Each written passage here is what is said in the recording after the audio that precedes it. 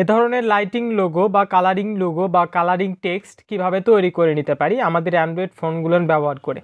আমি হাবিবুর রহমান ডিজিটাল হেল্পের পক্ষ থেকে সবাইকে জানাই স্বাগতম।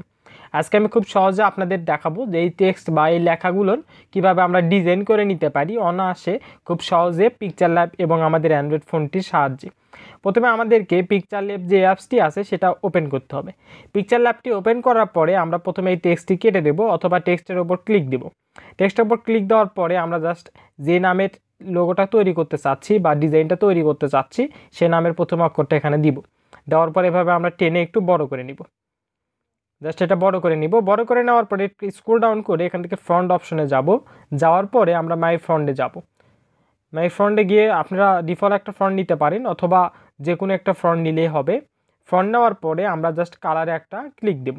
কালারে ক্লিক দেওয়ার পরে আমরা যে কালার করতে চাচ্ছি সেই কালারটা সিলেক্ট করব। আর এখান থেকে প্রাথমিক পর্যায়ে প্লাস আইকনে ক্লিক দিয়ে আমরা এই অপশনটা 0% অর্থাৎ এখানে নিয়ে এসে ছেড়ে দেব। দেওয়ার পরে জাস্ট ওকেতে একটা ক্লিক দেব। জাস্ট এরকম হয়ে যাওয়ার পরে আমাদের লেখাটা ভ্যানিশ হয়ে যাবে। তারপরে একটু স্ক্রল ডাউন করব। স্ক্রল ডাউন করে এই যে অপশনটি দেখতেছেন এখানে একটা ক্লিক দেব। ক্লিক দিয়ে এটা ইনেবল করে দেব। জাস্ট ইনেবল করে দেওয়ার পরে আমরা এখন যে কালারটা দিয়ে এডিট করতে চাচ্ছি সেই কালারটা এখান থেকে চুজ করে নেব অথবা প্লাস আইকনে ক্লিক দিয়ে আমরা হলো যে নতুন একটা কালার করে নেব। কালার করে নেওয়ার পরে এটা হলো যে বাড়াই দিব। জাস্ট বাড়াই দেওয়ার পরে একটু স্ক্রল ডাউন করি। করার পরে এই যে অপশন এই অপশনে একটা ক্লিক দিব। দিয়ে এটা ইনেবল করে দিব। যে কালার দিয়ে আমরা কাজ করতেছি সেই কালারটাও এখানে কিন্তু সিলেক্ট থাকতে হবে। তা সেম কালারটা আমরা সিলেক্ট রাখবো। রাখার পরে এটা কাস্টমাইজ করে নিব যেতে আপনার দেখতে ভালো লাগবে যেটা সেটা কিন্তু আপনি এখান থেকে দিতে পারেন। দেওয়ার পরে এই অপশনটা আমরা ইনেবল করে দেব। ইনেবল করে দেওয়ার পরে একটু উপরে নিয়ে নেব। জাস্ট উপরে নেওয়ার পরে আমরা প্লাস আইকনে ক্লিক দিয়ে আবার টেক্সট নেব। এখানে নিচে যদি আপনার কিছু লেখার প্রয়োজন হয় অথবা এটার যদি ফুল ফর্ম লিখতে চান সেক্ষেত্রে সেটাও লিখতে পারেন। যেহেতু আমি ডি দিয়ে তৈরি করছি সো আমার যে ইউটিউব চ্যানেলের নাম আমি সেটাই লিখলাম ডিজিটাল হেল্প। জাস্ট লেখার পরে একটু বড় করে নিতে পারেন। বড় করে নেওয়ার পরে একটু স্ক্রল ডাউন করে এটা মাঝখানে নিয়ে আসবো। জাস্ট সেন্টারে নিয়ে আসবো। নিয়ে আসার পরে টিক চিহ্নতে ক্লিক দিব। দেওয়ার পরে আমরা ফ্রন্টে চলে যাব। জাস্ট ফ্রন্টে যাওয়ার পরে মাই ফ্রন্টে গিয়ে আমরা ফ্রন্টে সিলেক্ট দিব। আর এই ফ্রন্টের লিঙ্কটা আমার ভিডিও ডিসক্রিপশনে আমি দিয়ে রাখবো, আপনারা সেখান থেকে কিন্তু ডাউনলোড দিয়ে নিতে পারেন। জাস্ট ফ্রন্টে হয়ে যাওয়ার পরে এটার কালারও আমরা সেম কালার করে দেব। করে দেওয়ার পরে একটু স্ক্রল ডাউন করবেন। করার পরে এই যে অপশনটি এটা জাস্ট ইনেবল করে দিলে হয়ে যাবে। জাস্ট ইনেবল হয়ে যাওয়ার পরে আমাদের কাজটা এখান থেকে মোটামুটি কমপ্লিট। এটা একটু নিচে দেবেন।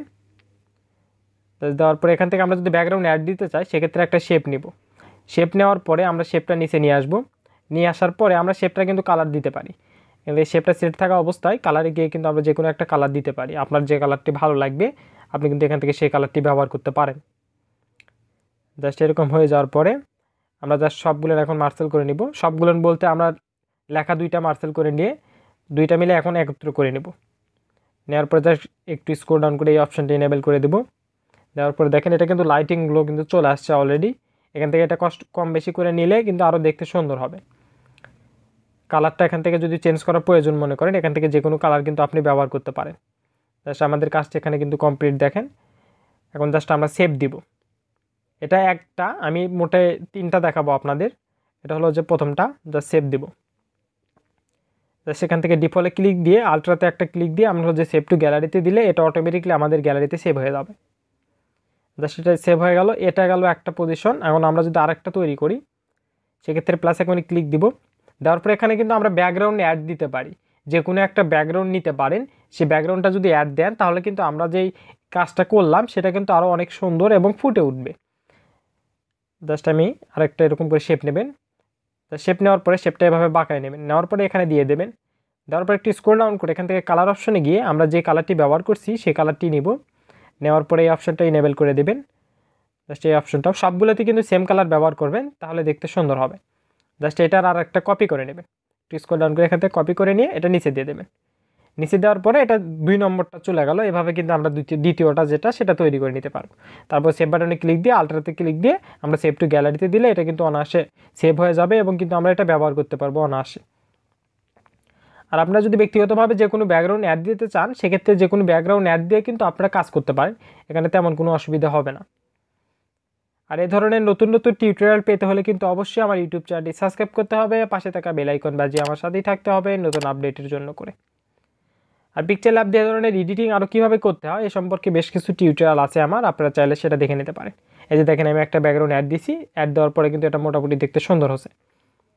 দেখেন এখান থেকে কালারে গিয়ে আমরা কিন্তু কালারটা চেঞ্জ করে নিতে পারি, যে কালার আপনার পছন্দ বা মনে ধরবে আপনি কিন্তু সেই কালার এখান থেকে ব্যবহার করতে পারেন। জাস্ট এটা এ পর্যন্ত গেল। এখন যদি আমি আপনাদেরকে আরও একটা দেখাবো যেটাতে আরও লাইটিং গ্লো চলে আসবে, সেটা আমি অবশ্যই আপনাদের দেখাবো। আর আমি যে পিএনজিটা ব্যবহার করছি বা ব্যাকগ্রাউন্ডটা ব্যবহার করছি সেটার লিঙ্ক কিন্তু আমি আমার ভিডিও ডিসক্রিপশনে দিয়ে রাখবো, আপনারা সেখান থেকে ডাউনলোড দিয়ে নেবে। আমরা কিন্তু এভাবে সেভ দেওয়ার পরে আমরা কিন্তু এটা ব্যাকগ্রাউন্ড হিসেবে ব্যবহার করতে পারি, যে কোনো ব্যাকগ্রাউন্ড অ্যাড দিতে পারবো এখানে। জাস্ট আমরা এটা নিব, নেওয়ার পরে এটা লাইটিং গ্লো আনার জন্য করে এই ইমেজটা বা এই পিএনজিটা আমরা ব্যবহার করব। এটা লিঙ্কও আমার ভিডিও ডিসক্রিপশনে দিয়ে রাখছি। আমাদের লেখাটা যেই কালার সেই কালার নেওয়ার পরে আমরা জাস্ট এভাবে সাজাই দিব, যেখানে দিলে ভালো লাগবে আমরা কিন্তু সেখানে দিতে পারি। এটা জাস্ট আমরা যে একটা উপরে দিব, একটা নিচে দিব, একটা মাঝখানে দিব, দেওয়ার পরে কিন্তু এটা প্রফেশনাল লুক চলে আসবে। জাস্ট এটা উপরে দিয়ে দিতে পারেন, একটু বাঁকায় নিতে পারেন যাতে দেখতে সুন্দর বা দূর থেকে যেন মনে হয় যে এটা আলো মারতেছে বা লাইটিং করতেছে, যার জন্য করে আর কি। আর এটা এখানে দেওয়ার পরে আমরা কিন্তু এটা একটা কপি করে নিয়ে আমরা পরবর্তীতে আরেকটাতে ব্যবহার করতে পারি।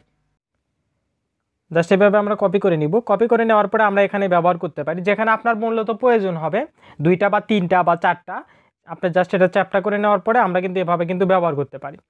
ব্যবহার করার পর আমরা জাস্ট এটা হলো যে সেভ দিব, সেভ দেওয়ার পরে কিন্তু আমরা এটা ব্যবহার করতে পারবো অনায়াসে। এটা কিন্তু ট্রেন্ডিং হবে। জাস্ট এভাবে দিয়ে দেবেন, দেখেন একটা উপরে দিয়ে দিলেও হয়ে যাবে। দেওয়ার পরে এখান থেকে আপনারা যে সবগুলো মিলে একটা করে নিয়ে আমরা কিন্তু এটা ব্যবহার করতে পারবো একটা লোগো হিসেবে, বা একটা থিম বলেন বা একটা হলো যে স্টোরিতে আমরা ব্যবহার করতে পারি। সেই যেভাবে দেখেন লাইটিংটা আমরা যেখানে যেখানে দিব সেখানে সেখানে কিন্তু দেখতে সুন্দর হবে। দেওয়ার পরে আমরা এটা সেভ দিব, সেভ যেভাবে দিয়ে কিন্তু আমরা এটা ব্যবহার করতে পারবো। সবাইকেই ধন্যবাদ আমার টিউটোরিয়ালটি সম্পূর্ণ দেখার জন্য।